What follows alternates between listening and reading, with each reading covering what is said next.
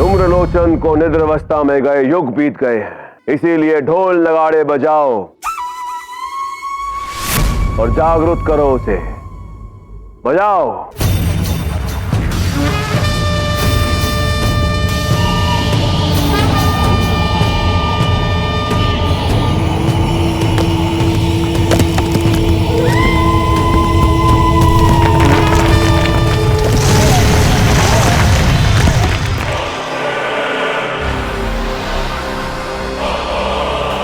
मेरी नींद भंग करने का दुस्साहस किसने किया? इन्होंने नहीं, मैंने जगाया तुम्हें। शुंभ, तुम? हाँ मैंने। वर्षों पूर्व मैंने देवताओं से तुम्हारे प्राण बचाए थे और तुमने कहा था कि मैं जब चाहूं अपने उपकार के बदले तुम्हें पुकार सकता हूं। तो लो धूम्रलोचन, वो समय आ गया। मुझे सब स्मरण है शुंभ, कहो क्या करना है मुझे? मेरे लिए कैलाश जाओ और देवी पार्वती को लेकर आओ। तुम्हें इसके लिए उसकी अनुमति की आवश्यकता नहीं, तुम्हें जो करना है करो। आवश्यकता पड़े तो उसके केशों से घसीटते हुए यहाँ लेकर आओ और मेरे चरणों में रख दो।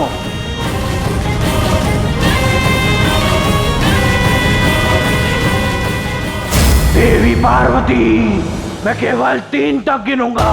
यदि तब तक तुम मुझसे बाहर मिलने नहीं आई तो मैं कैलाश में आ जाऊंगा।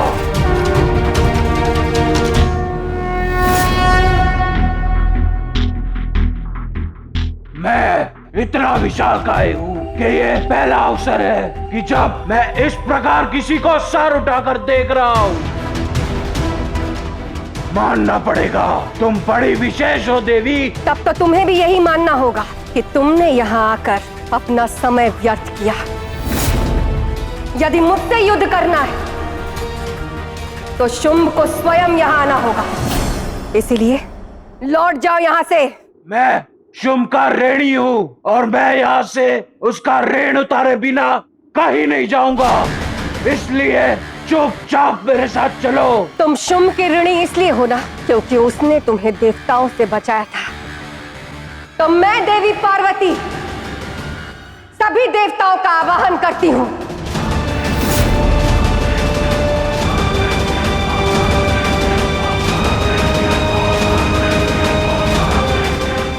तुम्हें लगता है कि इन देवताओं में इतना बल है कि वो मुझे हरा सके? इनमें से किसी में इतना साहस नहीं कि वो तुम्हारी रक्षा कर सके। मैं धूम्रलोचन हूँ। मैं धूम्र की शक्ति से किसी को भी परास्त कर सकता हूँ। स्वयं को देखो, तुम एक स्त्री हो और स्त्री को सदैव पुरुष के आगे नतमस्तक रहना चाहिए। उसे ललकारना स्त्री को शोभा नहीं देता। अपनी मर्यादा में रहो और चुपचाप मेरे साथ चलो, अन्यथा मैं तुम्हें तुम्हारे केशों से पकड़कर घसीटते हुए शुंभ के चरणों में ले जाऊंगा। धूम्रलोचन! नहीं महादेव, नहीं, आपको मेरी सौगंध। आप इसका अंत नहीं करेंगे। आओ, मैं तुम्हारे सामने निशस्त्र खड़ी हूं और यह वचन है मेरा कि मैं एक भी शस्त्र नहीं उठाऊंगी। यदि साहस है तो ले जाओ मुझे शुंभ के पास। आओ।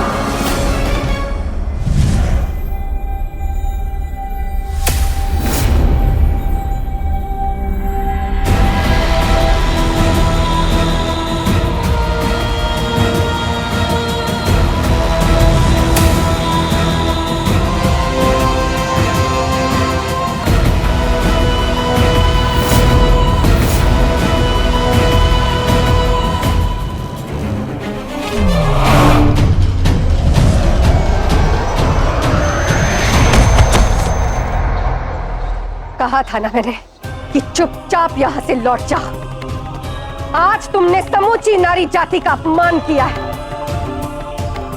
और दंड स्वरूप तुम्हें मृत्यु ही मिलनी चाहिए।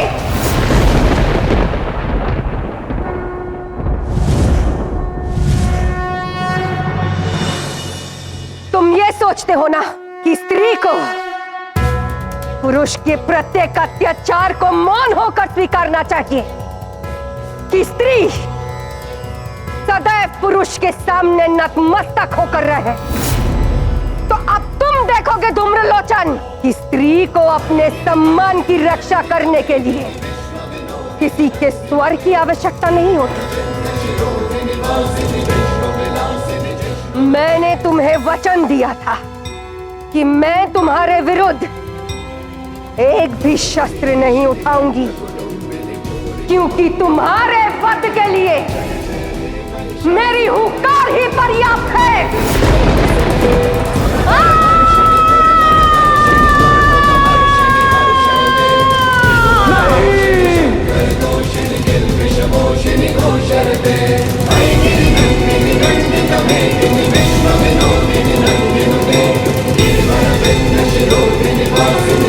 Vilassini, Jeshno,